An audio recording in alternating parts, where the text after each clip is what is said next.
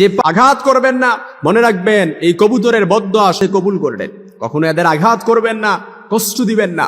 আমাদের আশেপাশে এমন অনেক প্রাণী আছে যাদেরকে আমরা মনের অজান্তেই কষ্ট দিয়ে ফেলি কিংবা আঘাত করে ফেলি, অথচ এদের বদদোয়া স্বয়ং আল্লাহর আরশ অব্দি পর্যন্ত পৌঁছে যায়, যার কারণে আপনি ধ্বংস হয়ে যেতে পারেন।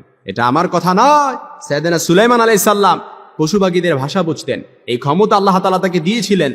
সাইয়েদনা সুলাইমান আলাইহিস সালাম আল্লাহর কাছে বলেছিলেন, দোয়া করেছিলেন, আল্লাহ আপনি আমাকে এমন ক্ষমতা দেন যা ইতিপূর্বে এবং কিয়ামত পর্যন্ত আপনি কাউকে দেন নাই এবং দিবেনও না।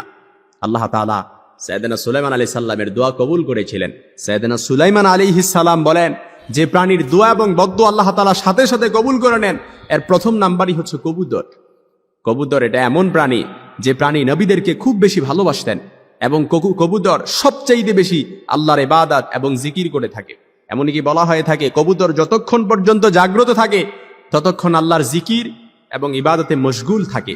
এজন্য আপনি দেখবেন অন্যান্য পাখিদের তুলনায় কবুতর সবচাইতে বেশি উঠতে পারে। এজন্য কবুতরকে কখনো কষ্ট দিবেন না, আঘাত করবেন না। মনে রাখবেন এই কবুতরের বদদোয়া স্বয়ং আল্লাহ আরশ অব্দি পর্যন্ত পৌঁছে যায়, যার কারণে এই কবুতরকে কষ্ট দেওয়ার কারণে আপনি ধ্বংস হয়ে যেতে পারেন। 2 নাম্বার হচ্ছে বিড়াল। বিড়াল এটা পবিত্র প্রাণী।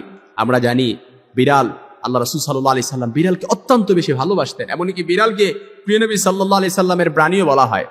এমনকি আধুনিক মেডিকেল সায়েন্স প্রুভ করেছে যারা বিড়াল পোষে তারা অন্যদের তুলনায় অধিক ভালো থাকে, এদের হার্ট অ্যাটাকের ঝুঁকি কম থাকে।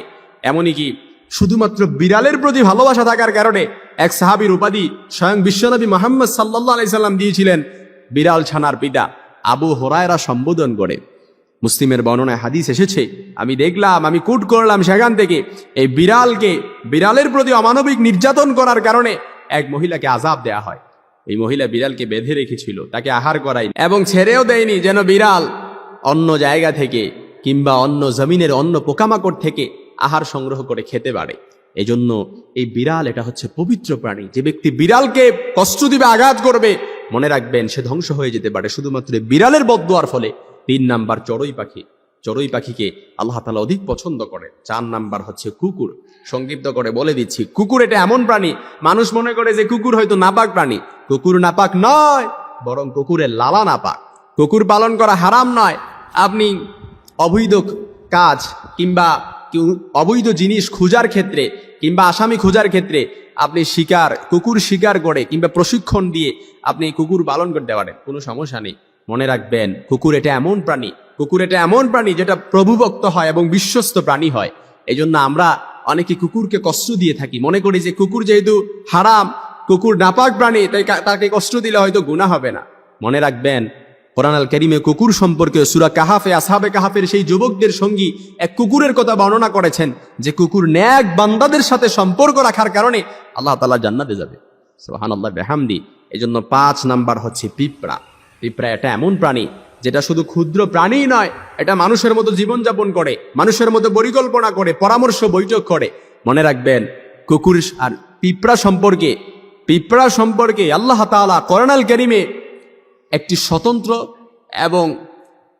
স্বতন্ত্র সূরা নাজিল করে দিয়েছেন, পূর্ণাঙ্গ সূরা, যে সূরাটার নাম হচ্ছে সূরাতুন নামল।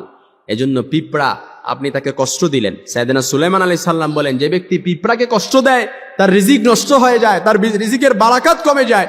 এজন্য এই 5টি প্রাণীকে কখনো কষ্ট দিবেন না।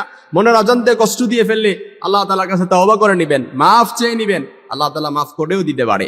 কারণ এই বদদোয়া আল্লাহ তাআলা আরশ অব্দি পর্যন্ত পৌঁছে যাবে। আর প্রাণীকে কষ্ট দেওয়ার কারণে এমনও হতে পারে আপনি জীবনে কোনো উন্নতিও করতে পারবেন না, আপনার জীবন ধ্বংসের দ্বার প্রান্তে চলে যেতে পারে। আল্লাহ তাআলা মাফ করুক।